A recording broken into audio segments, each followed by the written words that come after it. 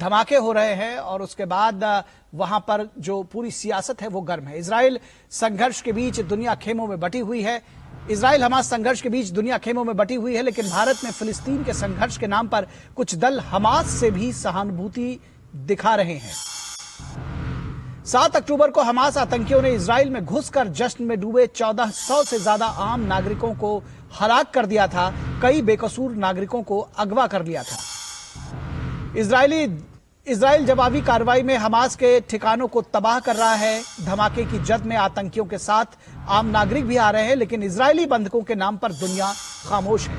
इस बीच विदेश मंत्री डॉक्टर एस जयशंकर ने कहा है कि भारत ने एक अच्छी और मजबूत सरकार अपने लोगों के लिए खड़ी की है। हम आतंकवाद पर एक मजबूत स्थिति रखते हैं, एक मजबूत स्टैंड रखते हैं, क्योंकि हम आतंकवाद से सबसे ज्यादा पीड़ितों में से एक हैं। डॉक्टर एस जयशंकर ने इस बात को साफ तौर पर कहा है। लेकिन केरल में फिलिस्तीन के समर्थन में निकाली गई रैली को हमास कमांडर खालिद मशाल ने संबोधित करके लोगों को हिंसा के लिए उकसाया। यह बात समझने की है। सवाल यह है कि हमास नेता खालिद ने लोगों को जिहाद के लिए सड़कों पर उतरने की वो अपील करता है। अगले दिन एक चर्च के समारोह में धमाका हो गया और 4 लोगों की जान चली गई। विपक्षी पार्टी ने घटना की जांच एनआईए से कराने की मांग की है, लेकिन सबसे बड़ा सवाल केरल सरकार की कानून व्यवस्था पर उठ रहा है कि आखिर क्या कुछ कर रही है केरल सरकार।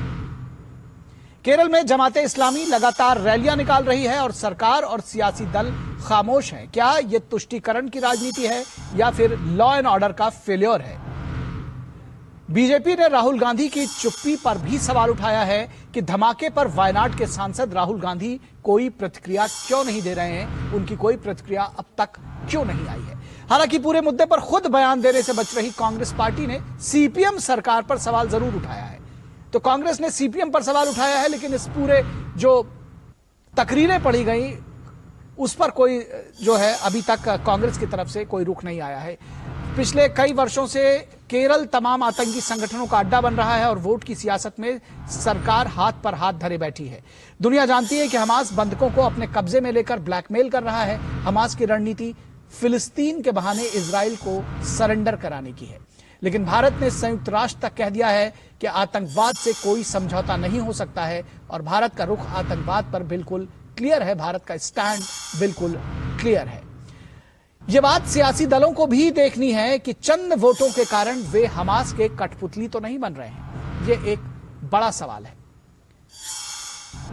और इस पूरे मुद्दे पर बातचीत करने के लिए हमारे साथ में, इससे पहले कि हम आगे बढ़ें, हम देख लें कि भाजपा नेता अनिल एंटनी ने केरल की सरकार पर क्या कुछ कहा है। इस पर बात सुनेंगे, लेकिन हमारे साथ में केरल के प्रभारी और बीजेपी के वरिष्ठ नेता प्रकाश जावड़ेकर जुड़े हुए हैं, उनसे चर्चा करेंगे। प्रकाश जी, बहुत स्वागत है आपका। सबसे पहले तो जिस तरह से धमाके हो रहे हैं, जिस तरह से जो ये पूरी सियासत चल रही है और रैलियां निकाली जा रही